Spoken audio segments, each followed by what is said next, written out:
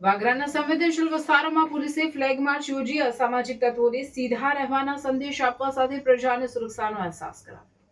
ભરૂચ જિલ્લામાં આગામી 26મી તારીખે યોજાનારી જિલ્લા પંચાયત, તાલુકા પંચાયત અને નગરપાલિકાની ચૂંટણીઓને લઈને વહીવટીતંત્ર સજ્જ બન્યું છે। ચૂંટણી દરમિયાન કોઈ અનિચ્છનીય બનાવ ન બને અને કાયદો વ્યવસ્થાની સ્થિતિ સુદૃઢ રહે તે હેતુથી પોલીસ વિભાગ દ્વારા એક્શન પ્લાન તૈયાર કરવામાં આવ્યો છે। આ તૈયારીઓના ભાગરૂપે વાગરામાં પોલીસ કાફલા દ્વારા ફ્લેગ માર્ચ યોજીને અસામાજિક તત્વોને કડક ચેતવણી આપવામાં આવી હતી।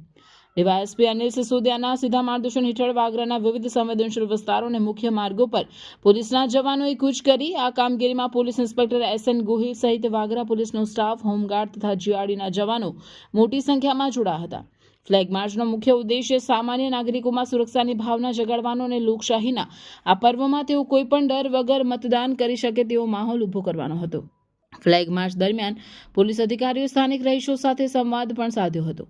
તેમણે ગ્રામજનોને અનુરોધ કર્યો હતો કે તેઓ કોઈપણ પ્રકારના પ્રલોભન કે ડર રાખ્યા વિના નિષ્પક્ષ રીતે પોતાના મતાધિકારનો ઉપયોગ કરે।